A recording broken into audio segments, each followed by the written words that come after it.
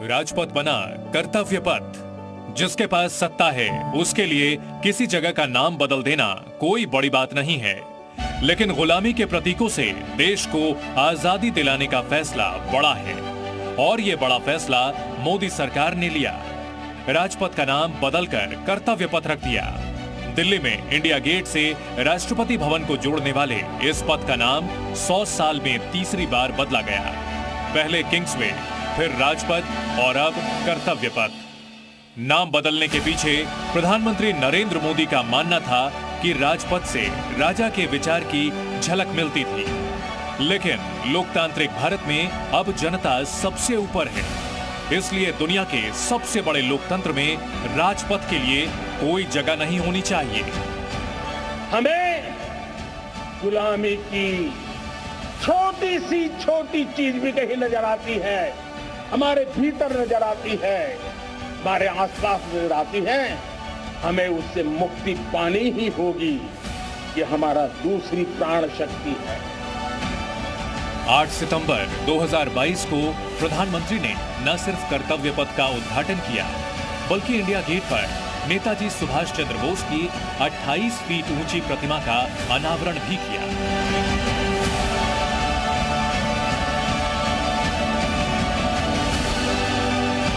And the throne of the leadership. दुनिया का नेतृत्व भारत के हाथ, इंडिया G20 का नया बॉस। प्रधानमंत्री नरेंद्र मोदी के हाथ में ये वो प्रतीक चिन्ह है जो भारत के विश्व गुरु बनने का प्रमाण है। दुनिया की 2/3 आबादी, दुनिया की 85% जीडीपी और दुनिया के 75% ग्लोबल ट्रेड के हिस्सेदार, दुनिया के 20 सबसे ताकतवर देशों का बॉस अब भारत है।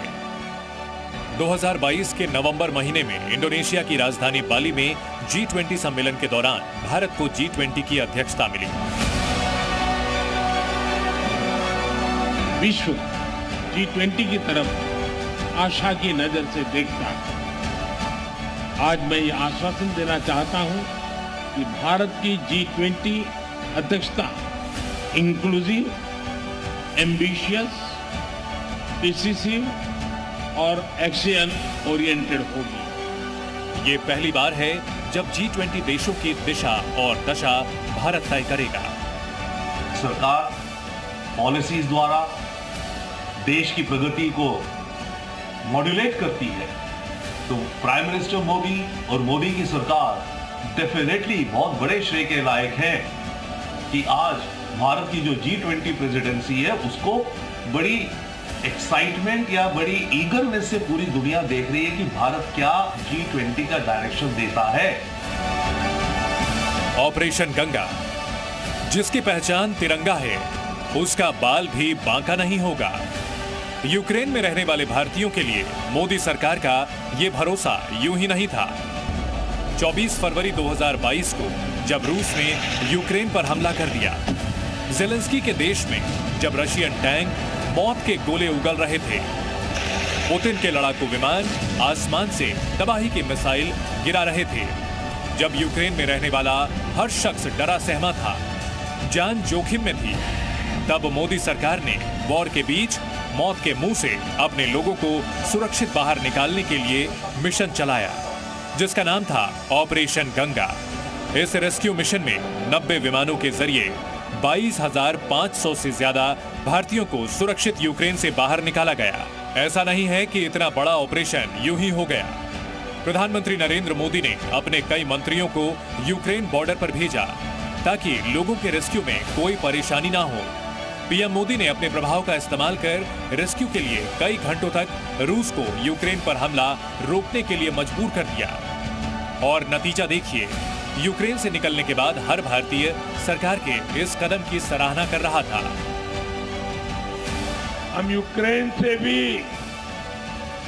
हजारों भारतीयों को वापस ला रहे हैं।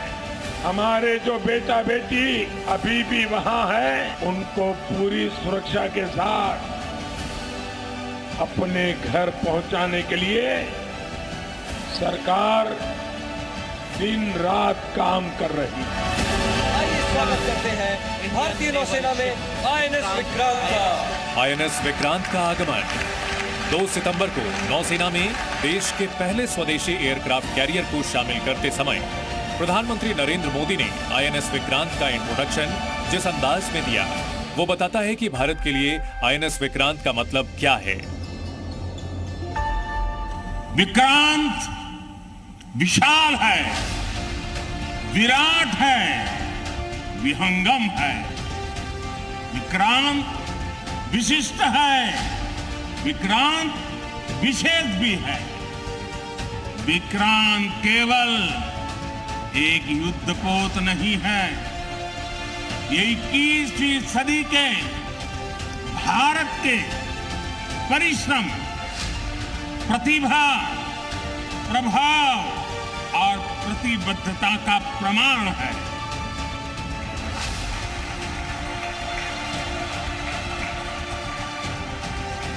यदि लक्ष्य दुरंत है, यात्राएं दिगंत है, समंदर और चुनौतियां अनंत है, तो भारत का उत्तर है विक्रांत।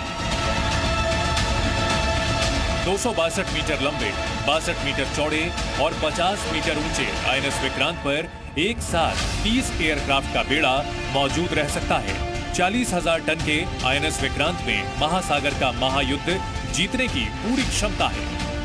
भारत जो है अब ऐसा एक देश बन गया जो खुद अपना एयरक्राफ्ट कैरियर बना सकता है और स्टेट ऑफ द आर्ट, ऐसे नहीं कि एयरक्राफ्ट कैरियर बनाना, एक state of the art aircraft carrier बनाना, जिससे कि इंडियन ओशन में अपना दबदबा रहे और बाकी जो देश हैं उनको भी लगे कि बाकी जो भारत है अब उस मकाम पर जा पहुंचा है जहाँ उसे अपनी सुरक्षा के मामले में किसी और की तरफ देखना नहीं पड़ेगा। और सबसे अहम यह है कि आईएनएस विक्रांत पूरी तरह स्वदेशी तकनीक से बना एयरक्राफ्ट कैरियर है। आज भारत विश्व के उन देशों में शामिल हो गया है जो स्वदेशी तकनीक से इतने विशाल एयरक्राफ्ट कैरियर का निर्माण करता है। आज आईएनएस विक्रांत ने देश को एक नए विश्वास से भर दिया, देश में एक नया भरोसा पैदा कर दिया।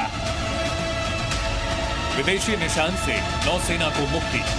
भारत को अंग्रेजों से आजादी मिले 75 साल हो गए, लेकिन नौसेना के ध्वज पर ब्रिटिश निशान अब तक लगे थे। 2 सितंबर 2022 को हिंदुस्तान ने उस निशान को हमेशा हमेशा के लिए मिटा दिया। दरअसल भारतीय नौसेना जिस ध्वज का इस्तेमाल कर रही थी वो अंग्रेजों की विरासत था। अंग्रेजी नौसेना अपने ध्वज यानी निशान में सेंट जॉर्ज क्रॉस का इस्तेमाल करती थी। भारत जब आजाद हुआ तो फर्क सिर्फ इतना हुआ कि उस ध्वज में यूनियन जैक की जगह भारतीय तिरंगा गया, लेकिन सेंट जॉर्ज क्रॉस बना रहा।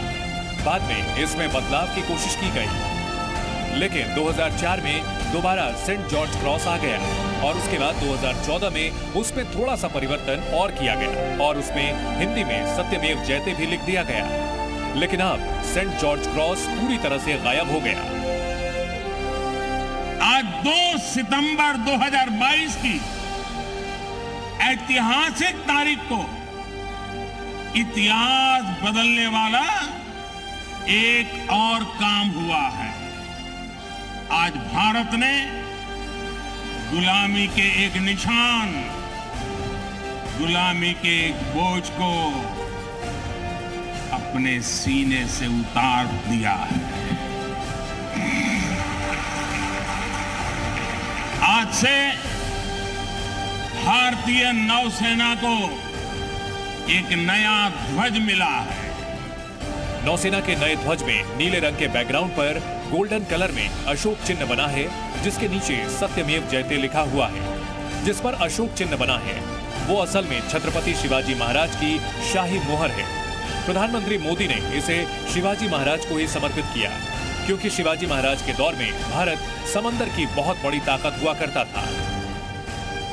नवीन सूर्य की नई प्रभा, नवीन सूर्य की नवीन प्रभा नमो नमो नमो नमो स्वतंत्र भारत की ध्वजा, नमो नमो नमो। आज इसी ध्वज वंदना के साथ मैं ये नया ध्वज नौसेना के जनक छत्रपति वीर शिवाजी महाराज को समर्पित करता हूं।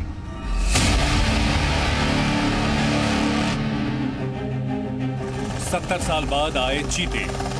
इन चीतों को भारत लाना ये बड़ी कामयाबी इसलिए है क्योंकि इस दिन का इंतजार हमारा देश 70 साल से कर रहा था। वर्ष 1952 में बताया गया कि भारत से चीते विलुप्त हो गए। तब से लेकर 16 सितंबर 2022 तक पेड़, प्रकृति और पशु प्रेमी देश में एक भी चीता नहीं था। मोदी सरकार की इच्छा शक्ति और कोशिशों का ही नतीजा है कि 17 सितंबर 2022 को यानी प्रधानमंत्री नरेंद्र मोदी के जन्मदिन पर अफ्रीकी देश नामीबिया से पहली बार 8 चीते विशेष विमान से ग्वालियर लाए गए और उसके बाद उन चीतों को मध्य प्रदेश के कूनो नेशनल पार्क में छोड़ा गया। इस ऐतिहासिक पल को पीएम मोदी अपने कैमरे में सहेजते रहे। 2022 का जन्मदिन प्रधानमंत्री ने इन्हीं चीतों के साथ मनाया। हमारे सामने एक ऐसा ही क्षण है। दशकों पहले जैव विविधता की सदियों पुरानी जो कड़ी टूट गई थी, विलुप्त हो गई थी, आज हमें उसे फिर से जोड़ने का मौका मिला है। आज भारत की धरती पर चीता लौट आए हैं। नामीबिया से 5 साल में कुल 50 चीते भारत आने वाले हैं और ये समझौता अफ्रीकी देश से लंबे समय तक हुई बातचीत के बाद हो सका, क्योंकि इससे पहले भी केन्या और ईरान जैसे देशों से चीता लाने को लेकर कोशिशें तो कई बार हुई, लेकिन बात नहीं बन सकी। इन चीतों के आने के साथ ही भारत दुनिया का पहला ऐसा देश बन गया जहां बिग कैट फैमिली की सभी 5 प्रजाति रहती हैं। भारत का 5G अवतार। 2022 का आखिरी दौर संचार के क्षेत्र में भारत की 5G क्रांति के लिए याद किया जाएगा। 1 अक्टूबर 2022 को प्रधानमंत्री नरेंद्र मोदी ने 5G सेवा की शुरुआत की।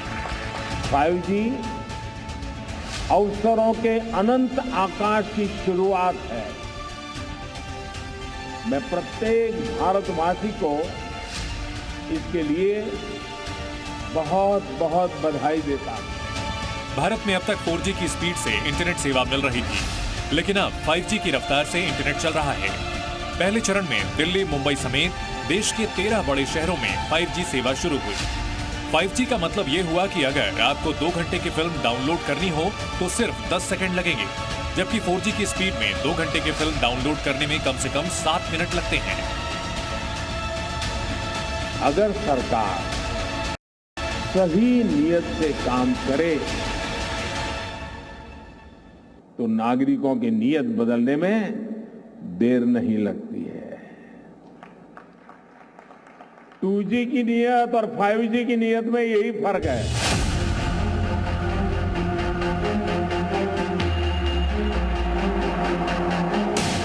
ये कमाल ही तो है कि जिन अंग्रेजों ने हमारे देश पर 200 सालों तक राज किया, जिन्होंने सोने की चिड़िया को लूटकर कंगाल बनाने की कोशिश की, साल 2022 में अंग्रेजों का देश अर्थव्यवस्था की दौड़ में पीछे छूट गया और भारत दुनिया की 5वीं सबसे बड़ी अर्थव्यवस्था बन गया।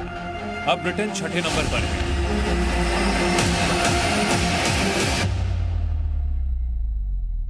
और यूके जो 5वें नंबर का देश था वो 6ठे पोजीशन में चला गया। This is something like a poetic justice. हम जिनके अंतर्गत थे आज हम उनसे बड़े हो गए हैं। हम जिनके अधीन थे आज आर्थिक रूप से उनसे बड़े हो गए हैं, उनसे आगे निकल गए। साल 2019 में भी भारत दुनिया की 5वीं सबसे बड़ी इकोनॉमी वाला देश बना था, लेकिन बाद में पिछड़ गया। एक रिसर्च के मुताबिक हिंदुस्तान अर्थव्यवस्था के मामले में साल 2028 से 2030 के बीच दुनिया के टॉप 3 देशों में एक होगा। भारत अगले 6 साल में जापान और जर्मनी को पीछे छोड़ सकता है। अगर ऐसा हुआ तो भारत से आगे सिर्फ अमेरिका और चीन ही रह जाएंगे। आज हम दुनिया की 5वीं बड़ी अर्थव्यवस्था है और देश बदल रहा है जी। एक समय था हम कबूतर उड़ा छोड़ते थे, आज चिता छोड़ते हैं। 18 नवंबर 2022 को देश के पहले निजी रॉकेट विक्रम-एस को अंतरिक्ष में भेजा गया। इंडियन स्पेस रिसर्च ऑर्गेनाइजेशन यानी इसरो ने श्रीहरिकोटा के सतीश धवन सेक्टर से startup company Skyroot aerospace के रॉकेट को लॉन्च किया। इसके साथ ही भारत, अमेरिका, जापान, चीन, रूस और फ्रांस जैसे देशों के क्लब में आ गया है जो अंतरिक्ष में प्राइवेट कंपनियों के रॉकेट भेजने में सक्षम है।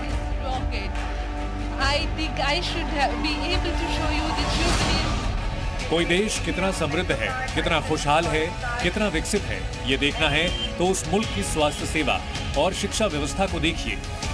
भारत की स्थिति स्वास्थ्य से लेकर शिक्षा के क्षेत्र में ऐसी तो नहीं है कि संतुष्ट हुआ जा सके, लेकिन भारत प्रयासरत है और इसी प्रयास का एक नाम पीएम श्री स्कूल भी है। 2022 में शिक्षक दिवस के मौके पर मोदी सरकार ने छात्रों को नए भारत के हिसाब से शिक्षा उपलब्ध कराने के लिए पीएम श्री स्कूल योजना शुरू की। इस योजना के तहत देश भर के 14,500 स्कूलों को पीएम श्री स्कूल के तौर पर विकसित किया जाएगा। इन स्कूलों में नई शिक्षा नीति के तहत पढ़ाई होगी। सरकार को उम्मीद है कि 18 लाख से ज्यादा छात्रों को पीएम श्री स्कूल से सीधा लाभ होगा। वंदे भारत 2.0 की शुरुआत भी साल 2022 में ही हुई। वंदे भारत 2.0 वंदे भारत योजना का अपडेटेड वर्जन है, जिसके तहत 30 सितंबर 2022 को प्रधानमंत्री नरेंद्र मोदी ने गांधीनगर से मुंबई जाने वाली वंदे भारत एक्सप्रेस को हरी झंडी दिखाकर रवाना किया।